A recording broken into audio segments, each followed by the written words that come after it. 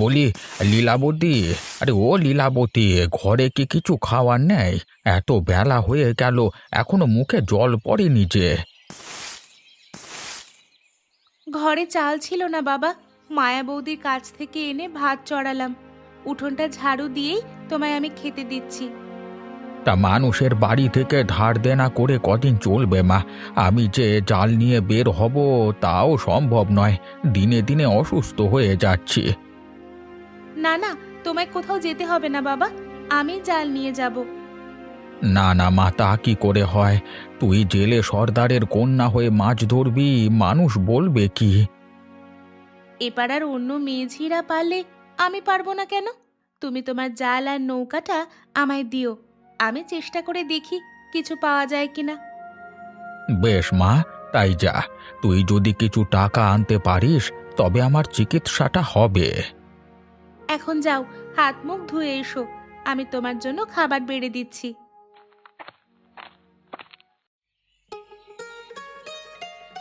খা বাবা, পেট ভরে খা, আবার সেই সন্ধ্যায় বাড়ি ফিরবি। এর মধ্যে আর কিচ্ছু পেটে পড়বে না। না না মা, আমাকে আর ভাত দিও না, এটি হয়ে যাবে আমার। মাছের মুড়ো দিয়ে মুগ ডাল রান্না করেছি, ওটা খেয়ে যা বাছা। ও বৌমা, ডালটা নিয়ে এসো তো। এই নিন মা, উনুন থেকে নামিয়ে আনলাম কেবল। ওটা আমার হাতে দিয়ে তুমি তাড়াতাড়ি কটা রুটি সেঁকে ফেলো, দুপুরে খাওয়ার জন্য ওদের সাথে দিয়ে দিব। ঠিক আছে মা, আমি এক্ষুনি নিয়ে আসছি। ওসব লাগবে না মা, আমি আজকে তাড়াতাড়ি ফিরে আসবো। কেবল তো জঙ্গলের পাশের জমিটা চাষ করতে হবে। তোর তাড়াতাড়ি হয়ে গেলে নদীর অপর পাশে যাস তো ছোট, ওখানে গম আর জব দিয়েছিলাম, ওগুলো একবার দেখে আসতে হবে। ঠিক আছে দাদা, আমি আসবার সময় দেখে আসবো। আর কটা গমও সাথে করে নিয়ে আসিস তো, কতটুকু পরিপক্ক হয়েছে তা বোঝা যাবে। এই নাও তোমাদের দুজনের জল খাবার, দুপুরে খেয়ে নিও মনে করে। ঠিক আছে বৌদি, খাবো আমরা। আর সংসারের প্রতি এত মনোযোগ না দিয়ে নিজের প্রতি যত্নশীল হও, সারাদিন তো কেবল কাজই করো। গৃহস্থ বাড়িতে থাকতে গেলে নিজেকে সময় দেওয়া যায় না, ফসল তোলা থেকে ঘরের কাজ সব একা হাতেই করতে হয়। অমলের বউ আসলে তোমার আর এত কষ্ট করতে হবে না জয়া, সে তোমাকে সাহায্য করবে। হ্যাঁ মা, তখন আমার দায়িত্ব অনেকটা কমবে। ও বৌমা, ওদের তো খাওয়া শেষ, চলো এবার আমরা বসে পড়ি। হ্যাঁ মা, খাবো। অপুকে আগে ডেকে দিয়ে আসি, ও যে খায়নি এখনো, সকাল থেকে কোথায় যে গেল ছেলেটা। কোথায় আর যাবে, ননীদের বাড়িতে গেছে হয়তো। ওই তো দাদু ভাই আসছে। কোথায় যাওয়া হচ্ছিল শুনি মাকে না বলে? সকালে উঠে পড়াশোনা করতে হয় না বুঝি? আমি বাড়ির সামনেই ছিলাম মা, মাত্র মাইক দিয়ে গোপাল কাকু মেলার কথা বলে গেছে। মা, ও মা, মেলায় নিয়ে যাবেন আমাকে? যাবো যাবো যাবো, আরে কবে কোথায় মেলা হবে তা তো জেনে নিস, তারপর তোকে নিয়ে যাবো ক্ষণ। ঠিক আছে, তাহলে তুই ওকে ঘুরিয়ে নিয়ে আসিস। এবার তবে আমি বেরিয়ে পড়লাম, কাজ শেষ করে নদীর ওপারে চলে যাস কিন্তু। হ্যাঁ দাদা, আমিও বেরিয়ে পড়ব। ইস, কাজ করতে করতে বেলা হয়ে গেছে, এখন নদীর ওপারে যাব কখন আর ফিরবই বা কখন? একটা নৌকাও যে ঘাটে দেখা যাচ্ছে না। ওই তো একটা জেলে নৌকা দেখা যাচ্ছে। জেলে ভাই, আরে ও জেলে ভাই, একটু শুনবে এদিকে এসে। কে ডাকে রে, কে ডাকে আমায়? ওমা, এই যে দেখছি পুরুষ নয়, জলজ্যান্ত এক রূপসী নারী। অবাক হলেন কেন? নারীরা কি মাছ ধরতে পারে না? নারীদের মাছ ধরতে দেখেছি, কিন্তু আপনার মতো কখনো নৌকা নিয়ে বের হতে দেখিনি। সাধে কি আর এখানে এসেছি, সে অনেক কথা। কি হয়েছে বলুন, দেখি আপনাকে সাহায্য করতে পারি কিনা। আমার তিন কুলে কেউ নেই, এক বৃদ্ধ বাবা ছাড়া। তিনিও অসুস্থ হয়ে ঘরে পড়ে আছেন। এদিকে হাতে আমার একটা টাকাও নেই যে তার চিকিৎসা করাবো। তাই উপায়ন্ত না দেখে আমি বের হয়ে এসেছি। তা আপনি কি করছেন এই নদীর তীরে? আমি একটু ওপারে যাব, ফসলি জমি আছে আমার, কিন্তু কোনো খেয়া পাচ্ছি না। আমি আপনাকে পার করে দিচ্ছি। ফেরার পথে নৌকা না পেলে আমাকে ডাকবেন, আমার বাড়িও জেলে পাড়াতেই। ঠিক আছে, ফেরবার পথে আমি তোমাকে কিছু শস্য দিয়ে যাব। আপাতত এটা দিয়ে সংসার চালাও। সে দেখা যাবে খন। এখন চলুন ওপারে যাই।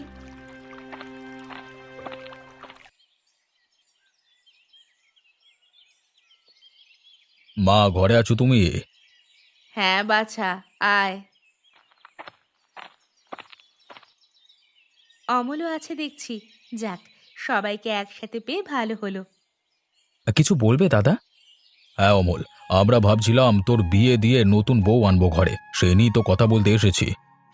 বেশ বেশ, আমিও এই কথাই ভাবছিলাম। বিমলের বিয়ে হয়েছে, এবার অমলের বিয়েটা হয়ে গেলে আমি নিশ্চিন্ত। তা মেয়ে কি আমাদের খুঁজে বের করতে হবে, নাকি তোমার পছন্দের কেউ আছে? পছন্দের মেয়ে? হ্যাঁ, যদি কাউকে তোর মনে ধরে তবে সে কথা বলতে পারিস, আমরা তার সাথেই তোর বিয়ে দেব। আমার একটি মেয়েকে মনে ধরেছে দাদা, ওর সাথে আমার বিয়ে হলে আমরা সুখী হব। তা ওর বাড়ি কোথায়, বাবার নাম কি? ওর বাড়ি নদীর ওপারে। আমি আগে ওর মতামত জেনে তারপর তোমাদের জানাবো। হ্যাঁ, পরে না হয় তোমরা বিয়ের প্রস্তাব নিয়ে যেও। বেশ বেশ, তবে তাই হোক। আশা করি ওই মেয়ে তোকে নিরাশ করবে না।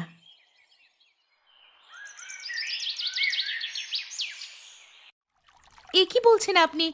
আমার মতো এক দরিদ্র জেলে কন্যাকে বিয়ে করে ঘরে নিয়ে যাবেন? আপনার পরিবারের মানুষ কিছু বলবে না? আমার বাড়ির সবাইকে আমি চিনি লীলাবতী, ওরা তোমাকে মেনে নেবে। কিন্তু গায়ের মানুষ মানবে না। আমার মতো জেলে কন্যাকে বিয়ে করলে আপনার যে মান যাবে। মানুষ আপনাকে এক ঘরে করে রাখবে। সে নিয়ে তুমি ভেবো না, আমি সবাইকে রাজি করিয়ে নেব। এখন শুধু একটা কথা বলো তো, আমাকে তুমি বিয়ে করবে? আপনাকে যেদিন প্রথম দেখেছি সেদিনে আমার মন আপনাকে দিয়ে দিয়েছি। আপনার মতো মানুষকে স্বামী হিসাবে পেলে আমার জীবন ধন্য হবে। বেশ, তবে আমি আজকে গিয়ে মাকে বলছি। দাদা খুব শীঘ্রই তোমার বাবার কাছে বিয়ের প্রস্তাব নিয়ে যাবে। এবার তবে যাই। আমি আপনার অপেক্ষায় থাকব। বিদায়।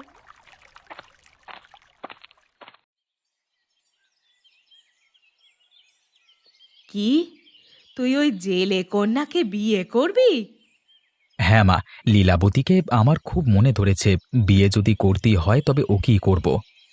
এই না না না, ওই জেলেদের সাথে আমাদের আত্মীয়তা হোক এটা আমি মেনে নিতে পারবো না। তুই অন্য কোথাও বিয়ে কর ভাই। জেলে বলে ওরা কি মানুষ নয় দাদা? তাছাড়া আমি লীলাবতীকে কথা দিয়ে ফেলেছি, ওকে ছাড়া অন্য কাউকে আমি স্ত্রী হিসেবে গ্রহণ করতে পারবো না। তবে তুইও শুনে রাখ, আমি বেঁচে থাকতে ওই মেয়ে এই বাড়ির চৌকাঠ মারাতে পারবে না। এটাই আমার শেষ কথা। তোমাদের অসুবিধে হলে ওকে নিয়ে আমি অন্য জায়গায় বাস করব মা। আমি চাই না আমার জন্য তোমাদের কেউ খারাপ বলুক। খারাপ বললে তুমি এখানে থাকলেও বলবে, অন্য কোথাও গেলেও বলবে। আকাশে চাঁদ উঠলে তা তো মানুষ টের পাবেই। সেটা আমার দেখবার বিষয় না বৌদি। বেশ, তুই যখন পরিবারের মান সম্মানের কথা ভাববি না, তবে তোকে আর আমি ভাই হিসেবে পরিচয় দেব না, আর বাবার জমির কোনো ভাগও তুই পাবি না। বেশ তো, তুমি তবে সবকিছু ভোগ করো, আমি গেলাম তোমাদের ছেড়ে। তাই যা হতচ্ছাড়া। এ কি করেছিস মা, তোরা বিয়ে করে ফেলেছিস? হ্যাঁ বাবা, তোমার অনুমতি ছাড়াই আমরা বিয়ে করে ফেলেছি। তুমি আমাদের ক্ষমা করে দাও বাবা। হ্যাঁ বাবা, আপনি আমাদের উপর রাগ করবেন না। আমি রাগ করছি না বাবা, কিন্তু তুমি যে আমার কন্যাকে বিয়ে করলে এ নিয়ে তোমার পরিবার কিছু বলবে না? মা এবং দাদা আমাকে মানা করেছিলেন, কিন্তু আমার মনে হয়েছে লীলাবতীকে বিয়ে করলে আমি সুখী হব, তাই ওদের অমতে আমি বাড়ি ছেড়ে চলে এসেছি। ওকে পেলে আমিও সুখী হব বাবা। তোমরা দুজন যেহেতু দুজনকে পছন্দ করো, আমার কিছুই বলবার নেই মা। আমি চাই তোমরা সুখে থাকো। কিন্তু দাদা আমার সব জমি কেড়ে নিয়েছে বাবা, ওকে নিয়ে যে কোথায় উঠবো এখন? সে নিয়ে চিন্তা করো না বাবা, নদীর ধারে এক খণ্ড জমি আছে আমার, সেখানে গিয়ে তোমরা বাস করো। খানিকটা জমিতে ঘর বেঁধে বাকি জমি চাষাবাদ করবে, আর মা আমার মাছ মেরে সংসার চালাবে। আপনিও আমাদের সাথে চলুন বাবা, একা মানুষ এখানে না থাকাই ভালো। না বাবা, আমি এখানকার জেলে সর্দার, আমার এই পাড়ার বাইরে যাওয়া যাবে না। তবে মাঝে মধ্যে আমাদের দেখে আসতে তো পারবে বাবা? এখন তো আমাদের তুমি ছাড়া আর কেউ নেই। তা পারবো মা, মাঝে মধ্যে গিয়ে তোদের দেখে আসবো ক্ষণ। এবার তাহলে আমরা চাই বাবা, আমাদের বিদায় দিন। যাও বাবা যাও, আশীর্বাদ করি সুখে শান্তিতে থাকো। বাবার জমিতে আমাদের ঘর তোলা শেষ গিন্নি, এবার ঘরটি সাজিয়ে তুলতে হবে। ওগো, তুমি জঙ্গল থেকে কাঠ কেটে নিয়ে এসো, আমরা সেগুলো দিয়ে আমাদের সুবিধা মতো আসবাবপত্র বানিয়ে নিব। শুধু কি আসবাবপত্র দিয়ে হবে গিন্নি? নতুন বাড়ির দেওয়ালে তো কিছু আলপনা আঁকতে হবে। মা ঠাকুরমা দেখতাম নতুন ঘর তৈরি করলে আলপনা এঁকে সাজিয়ে তুলতেন। কিন্তু আমি তো আলপনা আঁকতে পারি না। তবুও তুমি যখন বলছো, আমি চেষ্টা করে দেখব। কিভাবে আলপনা আঁকবে আমি সব শিখিয়ে দিচ্ছি। তুমি প্রথমে একটি গামলায় জল নেবে, তারপর সেখানে পরিমাণ মতো চালের গুঁড়ো মিশিয়ে ডো তৈরি করবে। বুঝেছি। এরপর সেই ডো দিয়ে আঁকিবুকি করব, তাই তো? হ্যাঁ যাও, তবে এক্ষুনি কাজ শুরু করে দাও।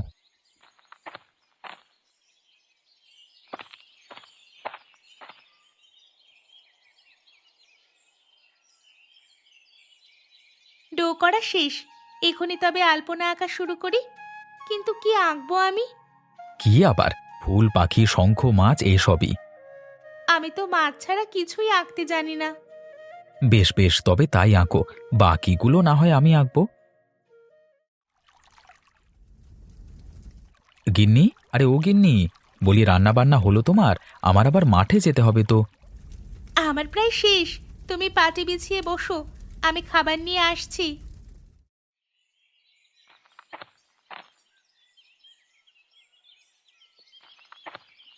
এই নাও তোমার খাবার, খেয়ে কাজে যাও। আমি এই ফাঁকে জালটা সেলাই করে ফেলি, ওটা আবার ছিঁড়ে গেছে। দাও দাও, তাড়াতাড়ি খাবার দাও, আজকে মাঠে অনেক কাজ, সারাদিন মাঠেই থাকতে হবে। আমাকেও আর জাল নিয়ে বের হতে হবে। চৌধুরী মশাইয়ের বাড়িতে অতিথি এসেছে।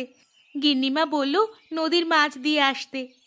বেশ বেশ, তাহলে কটা ভালো মাছ দিয়ে এসো, বাকিগুলো আমি হাটে বিক্রি করে আসবো। সে তুমি কাজ থেকে ফিরে এসে নিয়ে যেও। তা তোমার ফসল উঠবে কবে? আর বেশি দিন নেই গিন্নি, সামনের সপ্তাহেই বোরো ধান তুলে ফেলবো।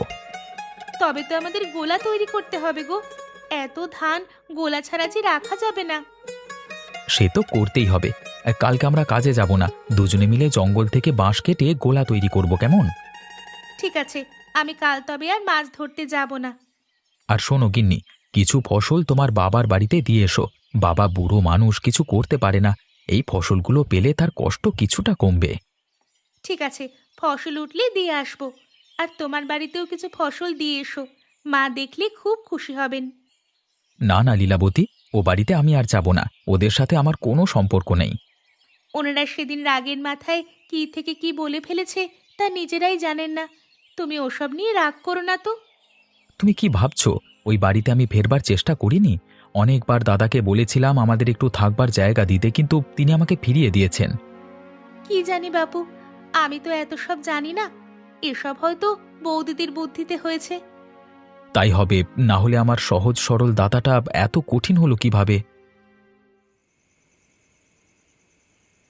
সহজ সরলা ছাই, দেখলে না কবার এসে তোমার কাছে জমির ভাগ চাইলো, বাড়িতে উঠতে চাইলো। ওর ভাগ তো ও নেবেই গিন্নি, আমি আর কতদিন ফিরিয়ে রাখবো বলো? ইস, ওর ভাগ ও নিবে?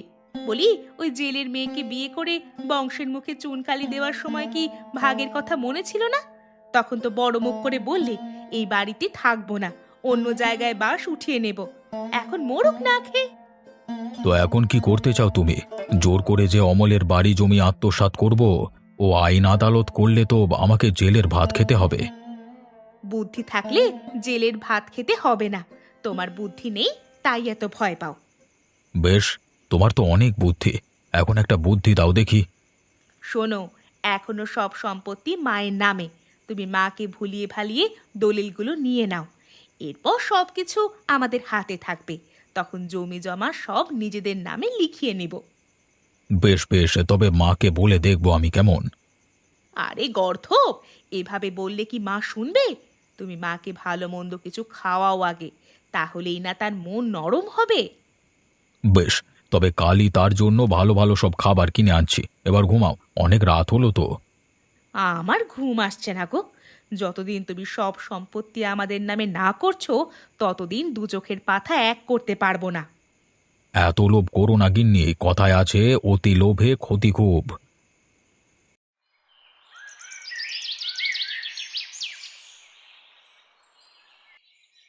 কি করছেন মা? দাদু ভাইয়ের সাথে গল্প করছি মা। তা তোমার রান্না কত দূর হলো? আমার রান্না প্রায় শেষ। আপনার জন্য খাবার নিয়ে এসেছি, খেয়ে নিন মা। সে কি কাণ্ড! প্রতিদিন তো আমি রান্নাঘরে গিয়েই খাই, আজ তবে এখানে কেন? দিনে দিনে আপনার বয়স হচ্ছে তো মা। এই বয়সে একটু শান্তি করতে সবারই মন চায়। আপনি কেবল পায়ের ওপর পা তুলে বসে থাকবেন আর বলবেন কখন কি লাগবে। কিন্তু এত আদর যত্ন করলে লাভ হবে না বৌমা।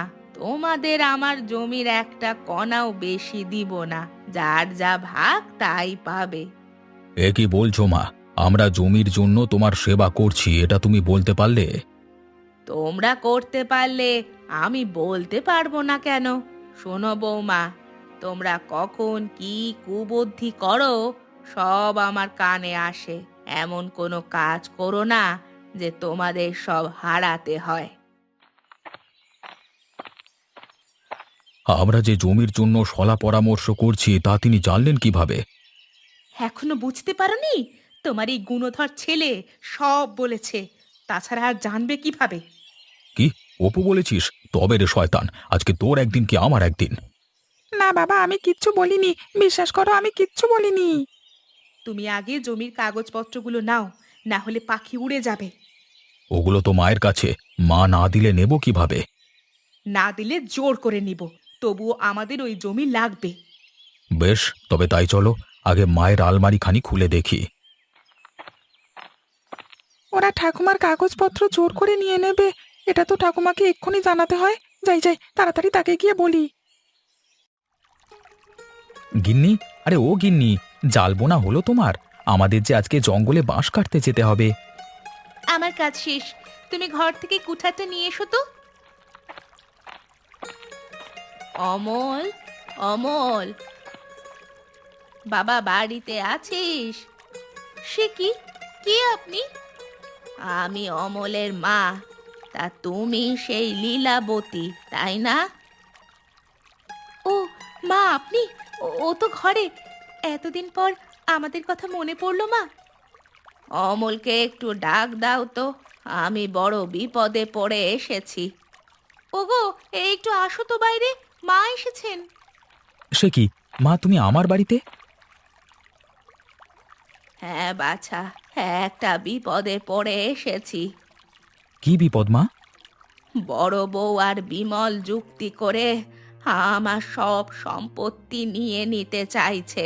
তাদের নাকি আমার সব চাই, কিন্তু আমি তো তোরও মা, তোকে আমি বঞ্চিত করতে পারবো না বাবা। তাই আমার জমির সব কাগজপত্র তোর কাছে নিয়ে এসেছি। বেশ করেছো মা, দাদা আর বৌদির অনেকবার বেড়েছে, এবার ওদের উচিত শিক্ষা দিতে হবে। ততদিন আপনি আমাদের সাথে থাকুন মা, ও বাড়িতে আর যেতে হবে না।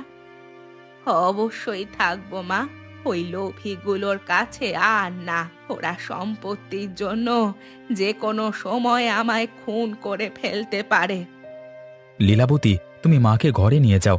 আজ থেকে মা আমাদের কাছে থাকবে, সাথে সব দলিলপত্র। দাদা বৌদি যদি কখনো তাদের ভুল বুঝতে পারে, তবেই ওদের সম্পত্তি ফিরিয়ে দেব। তাই চলুন মা।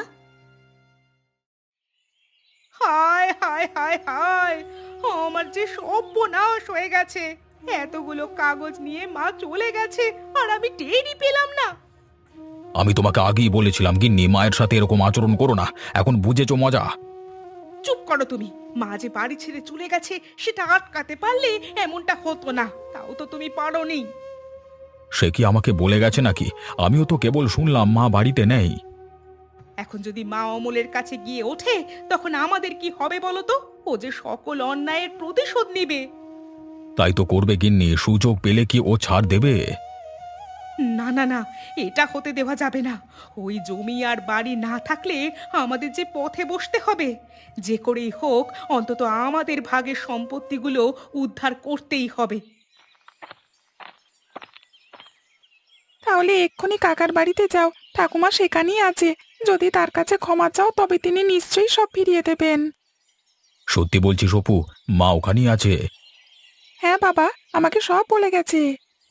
ওগো, তাহলে এখনই চলো, মায়ের কাছে ক্ষমা চেয়ে আমাদের সম্পত্তিগুলো ফিরিয়ে আনি। আমার বাবা বেশি কিছু লাগবে না, আমাদেরগুলো হলেই হবে। এখন বুঝলে তো গিন্নি, আর একজনের জিনিসের লোভ করলে কিভাবে পস্তাতে হয়।